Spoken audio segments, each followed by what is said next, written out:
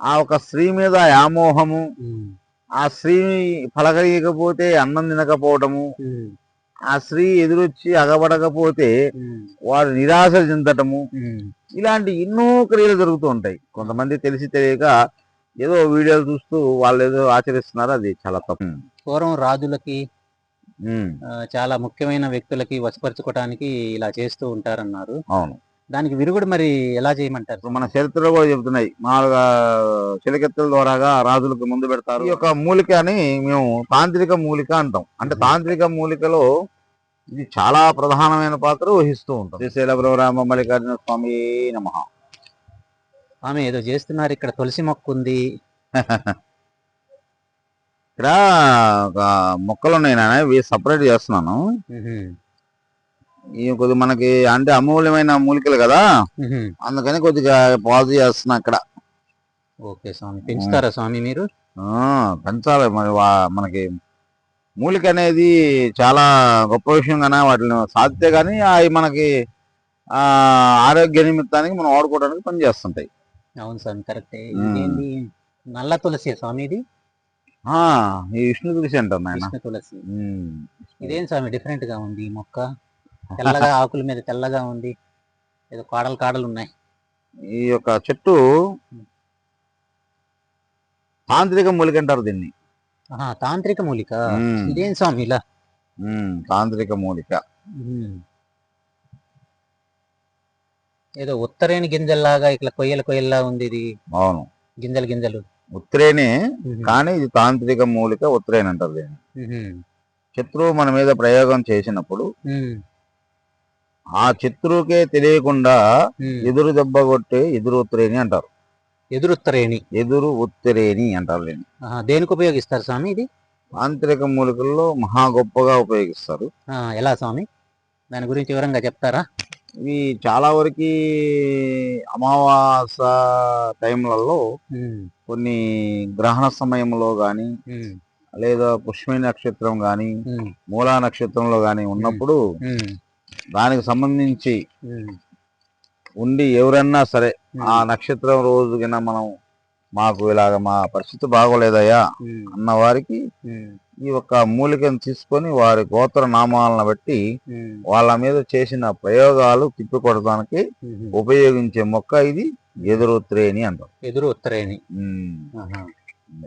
Okay స్వామి, ఇది ఎలా చేస్తారు స్వామి? ఎదురు ఉత్తరేణి అంటారు. ఎదురు ఉత్తరేణి మొక్క అంటారు. ఓకే స్వామి, దీని గురించి వివరంగా చెప్తారా స్వామి? చాలా. దీని యొక్క ఉపయోగాలు ఏంటి, ప్రయోజనాలు ఏంటి? ఈ మొక్క, ఈ మూలిక యొక్క ప్రయోగాలు అనంతం. అంటే చాలా విధాలుగా చేయవచ్చు. అంటే కొంతమంది కొన్ని రకాలుగా వారికి తెలిసిన విషయాలలో వారు చేస్తూ ఉంటారు. కానీ ఎంతమంది ఎవరు చేసినా కానీ వారికి సంబంధించిన అనుభవ ప్రకారంగా చేసుకుంటారు. అంటే ఇప్పుడు నాకు తెలిసిన విధంగా వేరే ఉంటే ఇంకొక వైద్యుడికి ఇంకొక విధంగా ఉంటుంది అనమాట. ఇది ఎదురు ఉత్తరేణి యొక్క సాధన అనేది చాలా గొప్ప విషయానికి సంబంధించింది. ఇది ఇప్పుడు చాలా మంది కూడా ఈ యొక్క ఏరుని తీసుకొని అమావాస తిథి నక్షత్రాల్లో గాని పుష్యమి నక్షత్రాల్లో గాని ఏరుని ధరించినట్లయితే దుష్ట ప్రయోగాలు ఎలాంటి అయినా సరే భయంకరంగా దుష్ట ప్రయోగాలు చేస్తూ ఇల్లు వాకిల్లి హీనమైన స్థితిలో ఉండి ఆరోగ్య స్థితి బాగోలేక వ్యాపారం అభివృద్ధి లేదు, మేము అల్లాడిపోతున్నాం, కుటుంబంతో సహా రోడ్డెక్కిన వారు ఈ యొక్క ఎదురు ఉత్తరేణి వేసుకున్నట్లయితే వాళ్ళకున్న గ్రహ ప్రభావాలు మొత్తం కూడా తొలగిపోతాయి. అంత ఈ యొక్క మూలికని మేము తాంత్రిక మూలిక అంటాం. అంటే తాంత్రిక మూలికలో ఇది చాలా ప్రధానమైన పాత్ర వహిస్తూ ఉంటుంది. ఇంకా దేనికి ఉపయోగిస్తారు స్వామి? తాంత్రికం అంటున్నారు కాబట్టి మామూలుగా ఉపయోగించాలి. వైద్యంలో ఏమైనా ఉపయోగిస్తారా? వైద్యంలో కూడా చాలా మంది ఇప్పుడు మనం చూస్తూనే ఉన్నాం. ఇప్పుడు రాజులకి మందులు పెట్టారంటారు, మరి కక్కిచ్చారంటారు. చాలా మంది మనం చూస్తూనే ఉన్నాం కదా. ఇప్పుడు మన చరిత్రలో కూడా చెబుతున్నాయి, మామూలుగా చిలకెత్తుల ద్వారాగా రాజులకు ముందు పెడతారు అని చెప్తారు. అవునండి, అబ్బో కదా, కథల్లో విన్నాం మేము. అలా రాజులకి శత్రు మందులు పెట్టేసి వశపరుచుకుంటారు, రాజ్యాన్ని ఆక్రమించుకుంటారు అని విన్నాం. మరి కడుపులో సంబంధించిన మందుని ఏదో కక్కుడు ముందు తీసేస్తారు మరి మరి అది శరీరానికి ఎన్ను పోసుక పెడతారు వెనక ఈ భాగం ఉంది కదా, వెన్నుపోస ఈ భాగంలో ఇక్కడ నుంచి మెడ దగ్గర నుంచి కింద పెడతారు. మరి దానికి ఏంటి ఇరుగుడు? అలా కూడా పెడతారా స్వామి? మరి క్వశ్చన్ మార్క్ ఉన్నారు. ఇప్పుడు కడుపులో ఉన్నది కక్కిచ్చాము అని చెప్తున్నారు. మరి ఈ ఎన్ను ముక్కకు సంబంధించి గాని తలగబెట్టింది గాని ఆ ఒక విధానాన్ని ఏ విధంగా ఇరుగుడు చేయాలా, దానికి సంబంధించిన మూలిక ఏంటి, దాన్ని మనం చాలా విధాలుగా దాన్ని ఏ విధంగా తీసుకోవాలి, ఎలాంటి మూలికను మనం సేకరించాలి అని చాలా మంది నన్ను ప్రశ్నగా వేసి మిగిలిపోయారు చాలా మంది. అయితే వాళ్ళకి నేనేం చెప్తున్నానంటే ఏదైనా సాధనపరంగా కానీ లేదా గురుపరంగా కానీ లేదా వంశపరంగా కానీ వారు ఏదన్నా చేసి ఉంటే దాన్ని ఆచరించాలి. కొంతమంది తెలిసి తెలియక ఏదో వీడియోలు చూస్తూ వాళ్ళు ఏదో ఆచరిస్తున్నారు, అది చాలా తప్పు. గురుపరంగా ఉండాలి, వాళ్ళకి గురువు యొక్క భక్తి భావన కూడా కలిగి ఉండాలి. గురువు పైన భక్తి చాలా అప్పుడే ఈ విద్య. మరి ఇప్పుడు ఈ రోజు మనం మూలిక శాస్త్రం మొత్తం కూడా ఆధారపడింది మన ఋషుల వల్లే కదా. అవునండి, ఋషులు మన ప్రాచీన కాలం నుంచి ఉన్న మన సాంప్రదాయాన్ని కాపాడుకుంటూ వస్తున్న మన మూలిక వైద్యాన్ని దాన్ని కాపాడుకోవాల్సిన బాధ్యత మనకుంది. అవునండి, హరి ఓం. అయితే స్వామి ఇప్పుడు పూర్వం రాజులకి చాలా ముఖ్యమైన వ్యక్తులకి వశపరచుకోవటానికి ఇలా చేస్తూ ఉంటారన్నారు. అవును, దానికి విరుగుడు మరి ఎలా చేయమంటారు స్వామి? అంటే ఇప్పుడు మామూలుగా ఇంతకుముందు మీకు చెప్పున్నాను కదా, కడుపులో దానికి కక్కుడు ముందు ఇస్తున్నారు. మరి శరీరంలోకి పట్టిన దానికి ఎవరు దానికి బాధ్యత? అలాంటి బ్రహ్మ మూలికల ఒక మూలిక, ఆంతరికమైన మూలిక ఏంటంటే ఎదురుతాయి. శరీరానికి ఎట్ట పెడతారు స్వామి? ఇప్పుడు అన్నం మరి కడుపులో కంటే అన్నం ద్వారా గానీ అదే నీళ్ళల్లో ఇస్తారు, మరి శరీరానికి ఎలా పెడతారు వీళ్ళు?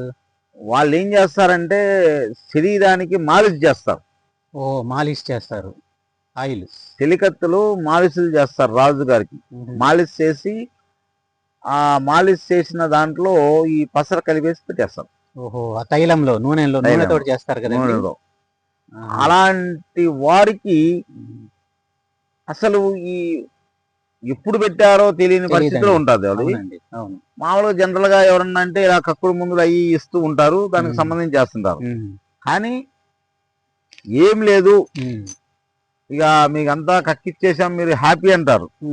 కానీ ఆ ఒక స్త్రీ మీద వ్యామోహము, ఆ స్త్రీ పలకరియకపోతే అన్నం తినకపోవటము, ఆ స్త్రీ ఎదురొచ్చి అగబడకపోతే వాడు నిరాశ చెందటము, ఇలాంటి ఎన్నో క్రియలు జరుగుతూ ఉంటాయి. అయ్యో వాడికి ఇంకా కక్కుడు ముందు పోలేదయ్యా, కడుపులోనే ఉంది అని మళ్ళీ ఇంకోడే తీసుకొని కక్కిస్తుంటారు. ఇలాగ కక్కీయటం వల్ల అతనికి పేగులు మొత్తం కూడా చెడిపోయి అతని ఆరోగ్యం క్షీణించిపోతుందండి. అలాంటప్పుడు ఏం చేయాలంటే ఎదురు ఉత్తరేణి ఆకు ఎక్కడెక్కడ ఉంటుందో చూసుకొని ఆ ఎదురు ఉత్తరేణికి నమస్కారం చేసుకొని ఈ యొక్క ఆకును మొత్తం కూడా బాగా చక్కగా సేకరించి మృదువుగా మెత్తగా నూరి ఈ ఆకుని ఈ తల భాగంలో కట్టేసేయాలి. కట్టేస్తే మన పైపులో ఉంచి దార వస్తుంది చూసారా? అవునండి, వాల్ దార వచ్చినట్టు ఇలాగా ముఖం మీద ఇలాగా ఇలా ముఖం మీద ఇటు ఇటు మొత్తం దారగారుతా ఉంటది. నీళ్లు చెమట, నీటి చెమట, అంటే దాంట్లో ఉన్న ఒక మందు ప్రభావం అనే దాన్ని విరగదీస్తుంటది అనమాట. ఇది విరగదీసి చెమట రూపంలో బయట చెమట రూపంలో చేస్తుంది. ఎన్నో పూస భాగంలో పట్టీలాగా వేయాలి కింద నుంచి పై దాకా.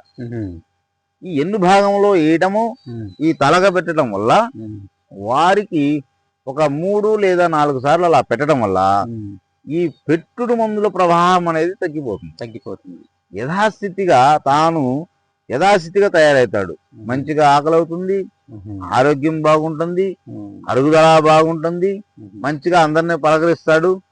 అందరూ మనకు కావాలని అప్పుడు ఆ భ్రమ అనేది కోల్పోతాడు.